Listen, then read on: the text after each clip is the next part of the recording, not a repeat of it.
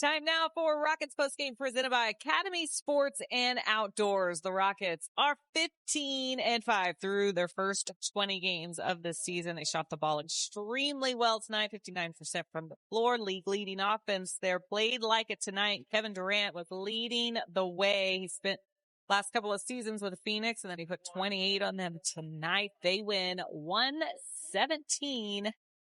It was the first of a back-to-back, too, so taking control of this game early is always a good thing. A 44-point second quarter. I know Calvin Murphy loved to see that, but then it was game early. Let me explain something to you, Miss Julia, as well as the Rocket fans. When Kevin Durant decided to take over, everybody followed. They came out of that timeout. I don't know what was said, what was done. But a new spark came out on that floor. And from that point on, the rest is history. The Rockets never looked back. And they were without Alpy tonight, too. Just remember that. Well, I forgot. You know what? How could you forget? But the fact of the matter was, next man up is what. And you saw that Udoka had a few different combinations out there early because Alfie wasn't there. But everybody did their job. Let me tell you what they did well. Offensively, first time in a long time that they shot. Let me put on my eyeballs, if you don't mind. I do not mind. They shot 59% from the floor. Yeah. They shot 55% from the three-point line, and they shot 90% from the foul line. Now, that's what a team is supposed to do at home. They shot 60%, and all that was about body and ball movement. They had too many turnovers, but they had a lot of turnovers trying to get everybody involved. So you can't fault that. You like that. We like that. It was a win here, like you said, in front of the home fans. And you can't talk about this game without talking about Kevin Durant and a lot of what he was doing. Before we get into his game, though, there was something very early on in this one that we need to talk about. Fun Can't Lose, presented by Academy Sports and Outdoors. Got to give him his flowers here. 8th player to reach 31,000 in his career. He needed 4 coming in tonight. He did it early. Made some history. But now understand something about those 31,000 points. A lot of that was used to help championship teams.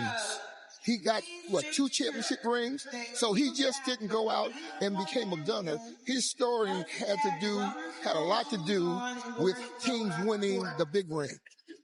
He talked a lot about people that helped him along the way, too. He keeps going back to that. He's just, he's not done by any means, but he's doing a good job of reflecting and understanding in the moment what he's able to do and handling all of that really well while being on a really good team and continuing to teach these young guys. Well, he's not going to really appreciate what he's done in this game until sometime after he retires. Right now, he still has his sights set on another championship.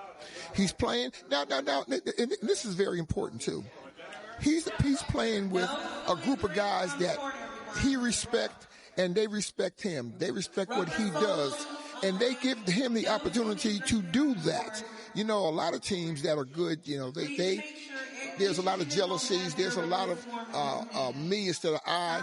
But him coming to the Rockets changed the whole dynamics. Everybody is for everybody else to do well. Yeah. And he's the drum major for that band. You've said something on the postgame with Kevin recently, talking about how putting up the numbers he does, it's not like he's forcing it, trying. It's coming easy for him. You hit it right on the head. He's getting his within the confines of the offense. He doesn't have to be a gunner, or he doesn't have to go outside of the system. Everything is happening where it's fluid.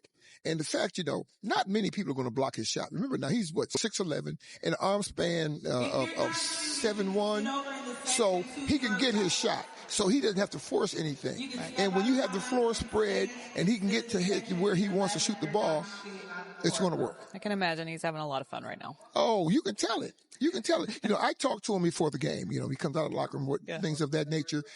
I'm big on body language and facial expressions. And you can see when it's in his eyes that he's ready to go. Yeah, good stuff. All right, let's send you to the press room. Ime Udoka speaking now. First question. Anyone? Michael? Do you feel like this was one of Kevin's more complete or effective games for you guys thus far. You had 28 and 3/4, 8 assists. It seems like he really busted that zone pretty quickly for y'all. Yeah, I think he didn't love our start, and he was open a few times. We missed him, and got a little frustrated, but turned his aggression up and elevated the whole group. So came back in the second stint in the second quarter and was extremely aggressive. Every team's going to try to deny him and take him out, but he either beat the doubles or made the correct pass and kind of busted him up there when they were doubling, hitting near half court on him. 31 points for Amen Thompson tonight. What did you like about his game? Yeah, he did a little bit of everything in different positions. He missed some easy ones early. He had some turnovers early. Didn't hang his head. He kept attacking with the ball in his hands. And then when we had him in with Reed and Aaron, they kind of took over the handling duties, and he was playing in the dunker. They doubled Kevin. You got him in the dunker there, or he was setting screens, rolling, and finding his spots in other areas. So, as always, he can do multiple things he has in these 3 years, and you don't just have to have the ball in his hands to be effective like he was. With Durant reaching 31,000 points, being only the 8th player in NBA history to do that, can you just reflect on his career and what he's been able to do for the game?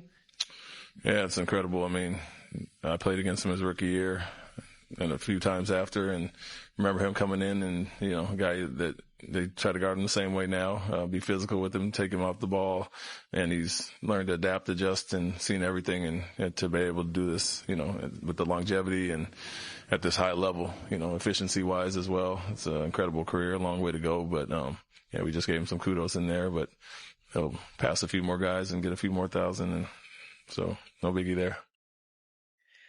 Between the second and third quarters, you guys shot like 72%. Can you just talk about how you shot the ball tonight, and also from the free throw line, which hasn't always been the best for you guys? Yeah, we got aggressive and got some stops, got some turnovers, got out and ran. We scored 27 points off their 23 turnovers, so we returned those live ball turnovers into buckets. Felt like I said, when you put 2 on the ball with Kevin near half court, and we got the numbers behind it, Steven was efficient in the pocket. Guys were cutting behind it or spotting up, and we made the right plays. So after a little back and forth early, I felt like we weren't aggressive in the first quarter, much better the rest of the way. And offensively, we got downhill, got some easy shots, got great looks, and got everybody going. Second straight games for you guys where you're putting up big offensive numbers without attempting that many three-pointers, this time without LP. What are you really seeing on that, and it's allowing y'all to be so effective without the three ball being much of a factor? Yeah, well, I mean, when we're getting those stops and getting in transition, we try to get to our spacing, but guys were attacking downhill quite a bit. Kevin's one of the top mid-range guys, so he's going to get to his spots there. But, take what the game gives us. If teams are doubling and we can get the threes, great. If not, our bigs do a good job getting in the pocket. There's no size behind it, so you can attack the basket or get offensive rebounds. And so, combination of all those things, I think we're not forcing them. We'll take them if they're there, but we can score in other ways, not just relying on threes. Dillon started off really hot. What was the defensive adjustment that you all made to slow him down? Just be more physical. We wanted to send him to his left more. He got away from that a few times, but really start taking the hits. He was being an aggressor in the first quarter, and to have 14 in that quarter and end up with 23 the rest of the way. We did a good job in the final 3 quarters, but just came out the aggressor, and we were on our heels a little bit there, but adjusted and held other guys in check, held their 3-point shots down, and one guy can't beat us. Are you happy or impressed with the development between Reed and Kevin right now? It seemed like that connection was a big difference in that third quarter run you guys had. Yeah, I mean, they got a good thing going to play off each other. Reed is going to have a smaller defender on him usually, and he's really good at screening, slipping out, getting the spots, or getting Kevin open, and vice versa. When he's handling, whether Kevin sets it and they get the switch, he was getting the nail ISO or hitting him in the pocket, and they just play really well off each other because they can both, get hit unders, can get pick and pops, or get the switch. And so, nice little chemistry between those two, but I think Kevin understands who Reed is and vice versa, and he's looking for him on those doubles a lot. Kevin 8 assists again tonight. His ability to make the right basketball play over and over again, does that remind you of Duncan or any other guys you've been around, that just ability to do it the right play? Yeah, I mean, all the greats that Timmy being one of them, but they just keep it simple. You look at a guy like Jokic or whoever it is nowadays, they let the game dictate what they're going to do. Not trying to split and beat double teams all day. They get it to their guys, and whether they get an assist or a hockey assist, they're fine with that. And so we, like I said, from day one here, we got to expect a lot of blitzes on him. we kind of well schooled in that now, so we know where to get to our spacing and our spots, and he just needs to deliver the ball, not turn it over, and we'll usually be in good shape. At what point do you realize that you have to take the players out and start to rest them more when you're in a game like this, knowing that you have a back-to-back? Yeah, I mean, we took a lot of guys out at the 8-minute mark, left Reed in for another minute there, but, they kind of took their guys out as well. Either way, we're confident in our guys. I mean, it's still, guys that are playing major minutes, backup minutes, and with the injuries that we have, you still got Aaron and some guys out there, Jay Sean, that are in the rotation anyway, and so you think about that, you're conscious of it for sure. You don't want to get Kevin and certain guys back in the fourth quarter knowing we have a game tomorrow, and I think for the most part, kept guys' minutes in check. Thank you. Thank you. All right, break time here on Rockets post game. More on this game, including Amen Thompson tonight. He had a good one.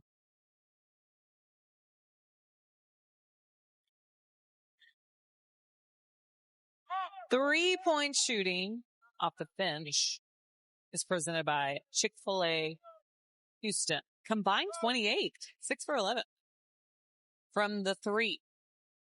The Rockets, when they spread the floor and move that ball around, that's when they get their 3-point shots. And that's when they shoot a high percentage because they're able to get their legs underneath them. I just love the way they move that ball around to the open man. There's nobody else exempt in the passing. Aaron Holiday with a couple of threes as well as looking at the team. Who did not shoot the ball well from the three was the Phoenix Suns. Yeah, they shot 39% from for the game. But you know what? That's what it should be when teams come into the Toyota Center. They shouldn't be shooting a better percentage than us. No, it wasn't. I don't feel bad for them. It wasn't close. Take it and go home. Stay right there. You don't go home yet. We have another break.